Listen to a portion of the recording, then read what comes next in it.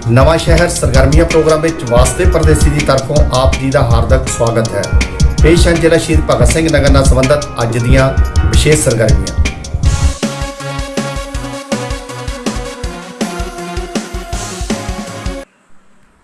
श्री सिद्ध बाबा हरिया जी महाराज जी की अपार कृपा के नाल पाठका मोहल्ला नवा शहर विखे जय सिद्ध बाबा हरिया जी सेवा दल वालों समूह संगतां दे सहयोग के नाल कथा व्यास परम पूजिए पंडित सचिन शास्त्री जी के मुखारबिंद तो श्रीमद भागवत कथा भगती ज्ञान महाजग का शुभ आरंभ होया।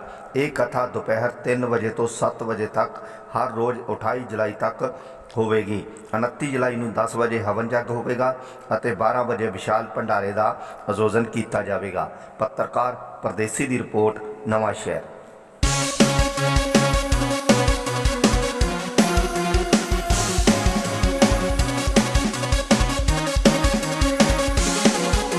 फोन आपने लिया, जब आपने लिया पहले दिन तो आपको बहुत अच्छा लगा, अब धीरे धीरे धीरे धीरे धीरे धीरे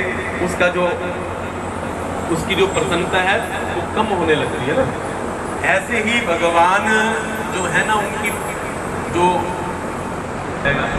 अब तीसरे दिन कथा सुनोगे तो उससे भी ज़्यादा आएगा। अब चौथे दिन तो आप खूब नाचोगे, मस्ती में गाने लगोगे, नंद के आनंद भयो जय कन्हैया लाल की, नंद के आनंद भयो जय कन्हैया लाल की। फिर हम आपसे कहेंगे कल को भगवान को 56 भोग लगेगा, तो आप उसकी तैयारी में लग जाओगे, अपने घर में बढ़िया बढ़िया पकवान बनाओगी कि आज हमने भगवान के लिए ढोकला बनाना है, आज मैंने भगवान के लिए कचौरी बनानी है। तो उस आनंद को लूटने के लिए आप कितने ललायत रहेंगे। जब वो उत्सव निकल जाएगा फिर हम आपसे कहेंगे कि कल को हमारे कन्हैया की शादी है, भैया संभल करके आना। तो उसी आनंद में आप आगे आनंदित हो जाओगे कि हमने भगवान का विवाह उत्सव मना है। और फिर अंत में उसमें और भी ज़्यादा आनंद आएगा। लेकिन जैसे भगवान की कथा को हम विश्राम देंगे ना, फिर आप सभी उदास हो जाओगे, फिर आप सभी भगवान की कथा का चिंतन करोगे और फिर ऋतु जी से बात करेंगे कि ऋतु जी अगले वर्ष की तैयारी शुरू कर दो, मुझे आनंद कभी भी समाप्त होने वाला नहीं है। इसलिए भगवान आनंद है। ये संसार का कोई भी प्राणी, संसार की कोई भी वस्तु हमें आनंद अब बताओ ना दे सकती है? नहीं दे सकती। कौन दे सकता है? परमात्मा। तो भगवान का स्वरूप सच्चिदानंद। तो भगवान करते क्या है? अब बेटी भी आनी है तो निकम्मे से थोड़ी नहीं बजा देनी, काम तो होना चाहिए। तो कहा कि भैया जो भगवान काम करते हैं, भगवान करते हैं विश्वोत्पत्ति आदि हेतु। भगवान विश्व की उत्पत्ति के हेतु हैं, उसमें भी 3 ही काम आते हैं। सबसे पहले विश्व को बनाना, फिर विश्व का पालन करना, फिर विश्व को विलय कर देना। ये भगवान का काम है। चलो ठीक है, तो फिर हमें लाभ क्या होगा? नहीं पता ना। क्यों नहीं पता? क्योंकि कथा को ध्यान से नहीं सुने। इस कथा की डेफिनेशन समझ लो। कथा का नाम है श्रीमद् भागवत कथा भक्ति ज्ञान महायज्ञ। पोस्टर के ऊपर लिखा हुआ। तो इसमें 3 का समन्वय है।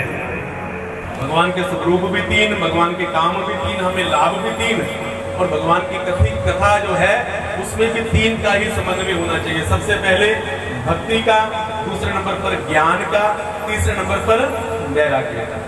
आज महात्मा की कथा में हम सब में भक्ति है। पीछे हमारी माता जी माला लेकर के बैठी हुई है, उनकी भक्ति को दर्शा रही है।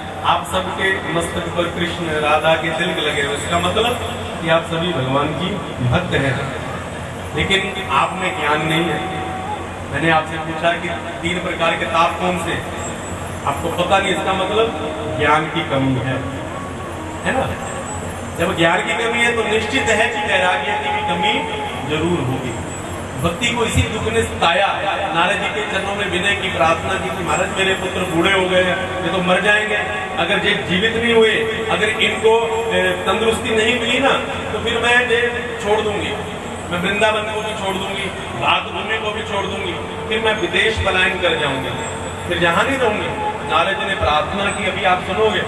नारद जी ने कहा कि भक्ति रानी ऐसा मत कीजिए, आप सत्ययुग में रहिए, त्रेता में रहिए, द्वापर में रहिए, तो कलयुग में भी रहना पड़ेगा। कलयुग के प्राणियों ने आपका क्या बिगाड़ा है? कलयुग के प्राणियों ने बिगाड़ा कुछ नहीं है, लेकिन मेरे ज्ञान और वैराग्य का कोई ग्राहक ही नहीं है, कोई पूछता ही नहीं है। इसलिए नारद जी ने श्रीमद् भागवत महापुराण की कथा जो थी वो सुनवाई किसे? ज्ञान और वैराग्य को। और हमारे भी ज्ञान और वैराग्य पूरे हो रहे, लेकिन हम उनको भी थोड़ा सा पुष्ट करने का प्रयत्न करें ना। तो इसलिए मैं आप सबसे यही निवेदन करूंगा, मैंने पहले 3 दिन आपसे इसलिए मांगे कि इन 3 दिनों में हमारे ज्ञान की वृद्धि हो, हमें कुछ गूढ़ रहस्य भगवान की कथा के समझ में आए, जो भागवत का मुख्य उद्देश्य है, मूल्य उद्देश्य है, उसकी पुष्टि हो जाए। ठीक है, अब मैं आपको बताता हूँ हमारे अंदर 3 ताप कौन कौन से। सबसे पहला ताप कौन सा है? आप कहोगे कि पंडित जी सही बात है। सबसे पहला ताप दैहिक ताप, दूसरा ताप दैविक ताप, तीसरे नंबर पर भौतिक ताप। कितने ताप हो गए? अगर रामायण पढ़ी होगा तो सीधी सी छुपाई है। दैहिक दैविक भौतिक तापा, राम राज्य काहून व्यापा। दैहिक ताप कहाँ रहते हैं? हमारी माताएं कुछ कुर्सियों पर बैठी हुई है, अगर मैं इनसे कहूँ कि आप नीचे बैठ जाओ तो मुझे पता क्या उत्तर मुझे मिलेगा कि पंडित जी साढ़े को थल्ले बैठा है ना। मुझे कौन सा ताप हो गया? दैहिक ताप है ना। मैं बोलूंगा माता जी क्यों नहीं बैठा जाता? पंडित जी घुटने बड़े दुख देने। हमारे घुटने कहाँ पर है? हमारी देह में है ना। मुझे दैहिक ताप है ना। यहाँ पर जब चौथे दिन में रितु जी हमारे जो सारी बहनें रसगुल्ले बांटेंगी ना, तो कुछ माताएं हम नहीं खाएंगे। क्यों नहीं? सानू शुगर है। तुझे कहाँ पर है? हमारी देह में है ना। घुटने भी देह के दुखते हैं, शुगर भी देह को हो गई, और किसी का बीपी बढ़ जाता है। नमक कम डालना है, साफ रखना है। अगर ज्यादा नमक खाएंगे तो बीपी बढ़ जाएगा। हमें तो वैसे बीपी की दिक्कत रहती है, तो वहां पर भी देह में ही प्रॉब्लम है ना। तो सबसे पहली बात माता जी को बता दे कि भैया वहां पर दवाई मिलती है घुटनों के ऊपर लगाने के लिए। देखो कितनी लंबी लंबी लाइन लगी जाती है ना। तो भगवान की कथा तो इस बात की पुष्टि करती है कि भैया सबसे पहले ये आपके देह के ताप को मिटाएगी, आपको तंदुरुस्त करेगी। तो दूसरे नंबर का ताप दैविक ताप। दैविक ताप को आज बिल्कुल पुष्ट हो रहा है। देखो कितनी बाढ़ आ रही है ना, कितनी गाड़ियां बही जा रही हैं, अब कितने लोग बेघर हो गए, अब कितने लोगों के ऊपर इतना बड़ा संकट आ गया। हम विचार करें कि भैया जी कौन सा ताप है? ये दैविक ताप। दैविक ताप क्यों हुआ? क्योंकि उसके बीज हम सबने बोए थे ना। हम सब सिरे लाते हैं। हिमाचल में मस्ती करने के लिए जाते हैं ना, वहां पर पॉलिथीन फेंक आते हैं, वहां पर कोल्ड ड्रिंक की बोतल फेंक करके आते हैं। जो हमारे भाई बंधु दो दूसरी वस्तु में खाते हैं तो उनकी बोतलें भी फेंक आते हैं।